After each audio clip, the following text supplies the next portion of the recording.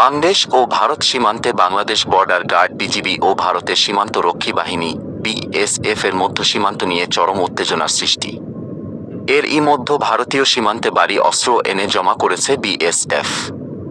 বিপরীতে Bangladesh border guard BGB অতিরিক্ত সতর্কতা জারি করা হয়েছে।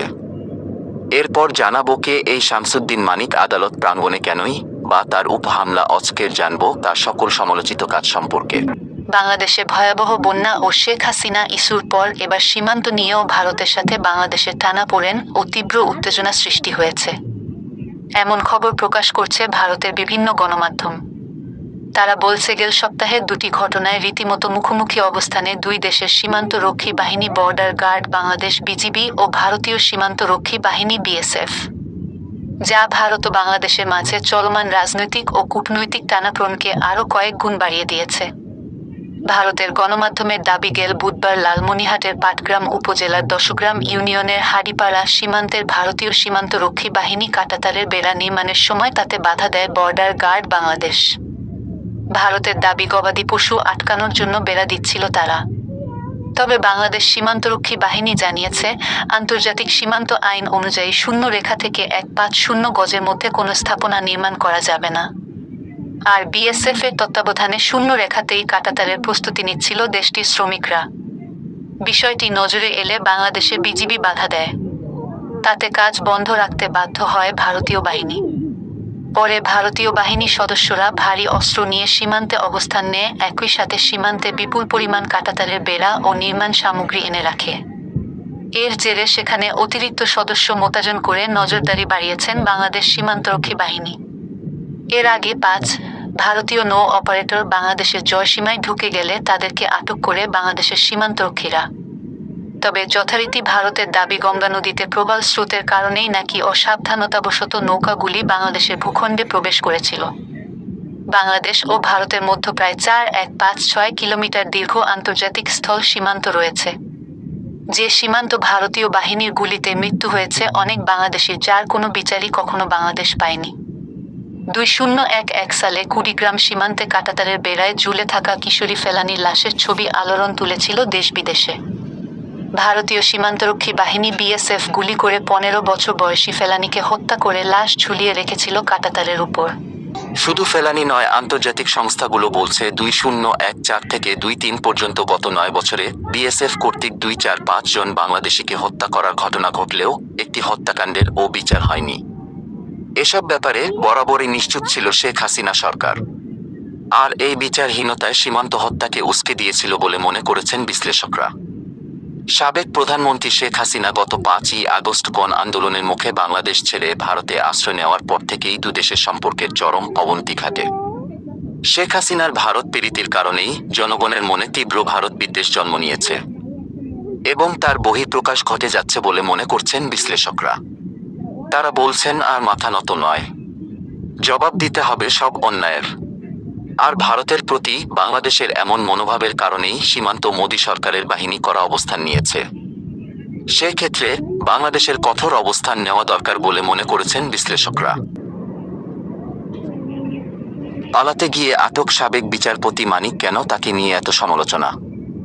সাবেক বিচারপতি শামসুদ্দিন চৌধুরী মানিক, যিনি বছরের পর বছর বিতর্কের কেন্দ্রবিন্দুতে ছিলেন, সাম্প্রতিক ভারতের সীমান্তে আটক হয়েছেন তিনি। শুক্রবার সিলেটের কানাইঘাট উপজেলার ধানা সীমান্ত থেকে তাকে আটক করেন বর্ডার গার্ড বাংলাদেশ বিজিবি। পরবর্তীতে 2-4 আগস্ট শনিবার ফৌজদারি কার্যবিধি 5-4 ধারায় গ্রেফতার দেখিয়ে বিকালে সিলেটের চিফ জুডিশিয়াল ম্যাজিস্ট্রেট আদালতে তাকে হাজির করে পুলিশ। প্রত্যক্ষদর্শীরা জানান, আদালতে তোলার সময় তাকে ডিম জুতা নিক্ষেপ করেন, হামলার চেষ্টাও চালান বেশ কয়েকজন। বিচারপতি মানিকের আলোচনা ও কার্যক্রম বহুবার সমালোচনার জন্ম দিয়েছে। বৈষম্য বিরোধী ছাত্র আন্দোলনের সময় বেসরকারি টেলিভিশনের টকশোতে একজন নারী উপস্থাপিকার সঙ্গে তার আক্রমণাত্মক আচরণের দুনিয়ায় ব্যাপক সমালোচনা জন্ম দেয়।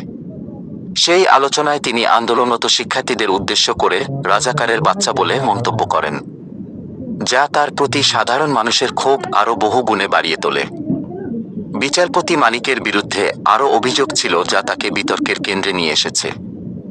সুপ্রিম কোর্টের একজন আইনজীবী দুর্নীতি দমন কমিশন দুদককে নোটিশ দেন, যেখানে মানিকের বিরুদ্ধে সরকারি বাড়ি ভাড়া পরিশোধ না করার অভিযোগ আনা হয়। বলা হয় বিচারপতি মানিক অবসরে যাওয়ার 1 বছরেরও বেশি সময় ধরে গুলশানের একটি সরকারি বাড়ি দখলে রেখেছিলেন তিনি। কিন্তু বাড়ি ভাড়া, গ্যাস, পানি ও বিদ্যুৎ বিল বাবদ 4,19,00,0200 টাকা পরিশোধ করেননি। বিচারপতি মানিকের অপকর্ম কাণ্ডের ইতিহাস দীর্ঘদিনের। তাকে স্যালুট না দেওয়ায় 2003 সালে ট্রাফিক পুলিশের বিরুদ্ধে আদালত অবমাননার রুল দেন। পরে এ নিয়ে তৎকালীন পুলিশের মহাপরিদর্শক রুহুল আমিন বলেছিলেন, স্যালুট দেওয়ার বাধ্যবাধকতা নেই। এই মন্তব্যের কারণে আদালত তাকে চাকরিচ্যুত করলে পরবর্তীতে তিনি রাষ্ট্রপতির কাছে ক্ষমা চেয়ে চাকরি ফিরে পান। বিচারপতি মানিকের বিতর্কিত কর্মকাণ্ডের মধ্যে আরও রয়েছে 2012 সালের একটি ঘটনা, যেখানে তিনি ইকোনমি ক্লাসে বিমানের টিকিট কেটে জোর করে বিজনেস ক্লাসে বসেন এবং বিমানের কর্মকর্তাদের বিরুদ্ধে আদালত অবমাননার নোটিশ জারি করেন। পরে বিমানের তৎকালীন ব্যবস্থাপনা পরিচালক সহ 4 জন ঊর্ধ্বতন কর্মকর্তা হাইকোর্টে তার বেঞ্চে গিয়ে নিঃশর্ত ক্ষমা চান। বিচারপতি হিসেবে শামসুদ্দিন চৌধুরীর সবচেয়ে বিতর্কিত রায়গুলোর মধ্যে অন্যতম ছিল কর্নেল তাহের হত্যা মামলার রায়। এই রায় তিনি কর্নেল তাহেরের বিচারকে ঠান্ডা মাথার খুন বলে বর্ণনা করেন এবং জিয়াউর রহমানকে ঠান্ডা মাথার খুনি হিসেবে উল্লেখ করেন। এই মন্তব্য তাকে প্রচণ্ড সমালোচনার মুখে ফেলেন। শামসুদ্দিন মানিকের বিতর্ক এখানেই শেষ হয়নি। 2012 সালে তৎকালীন সংসদের স্পিকার আব্দুল হামিদের বিরুদ্ধে আদালতে বসে তিনি নজিরবিহীন সমালোচনা করেন, যা সংসদে ব্যাপক প্রতিক্রিয়া সৃষ্টি করে। সংসদ সদস্যরা তাকে বিফাস বলে মন্তব্য করেন এবং সুপ্রিম জুডিশিয়াল কাউন্সিল গঠন করে তাকে অপসারণের প্রস্তাব দেন। তবে সেই সময় কোনো কার্যকর পদক্ষেপ নেওয়া হয়নি। 2015 সালে প্রধান বিচারপতি এস.কে. সিনহার সাথে দ্বন্দ্বে জড়ানোর কারণে একটি বেঞ্চ থেকে সরিয়ে দেওয়া হয় তাকে। অবসর গ্রহণের কয়েকদিন আগে তিনি প্রধান বিচারপতির অভিশংসন চেয়ে রাষ্ট্রপতির কাছে চিঠি লেখেন, যা আরও বিতর্কিত পরিস্থিতি তৈরি করেন। ফলে তার হৃদয়ে সুপ্রিম কোর্ট বার অ্যাসোসিয়েশন কোনো অনুষ্ঠানের আয়োজন করেননি। মানিকের দ্বৈত নাগরিকত্বের বিষয়টিও সমালোচনার সৃষ্টি করেছে। তিনি বাংলাদেশ ও ব্রিটেন উভয় দেশের নাগরিক। তিনি বিদেশে থেকে মুক্তিযুদ্ধ করেছেন বলে দাবি করায় ব্যাপক বিতর্কের জন্ম দেয়। 2012 ও 2015 সালে লন্ডনে তার উপর হামলার ঘটনা ছিল আলোচিত।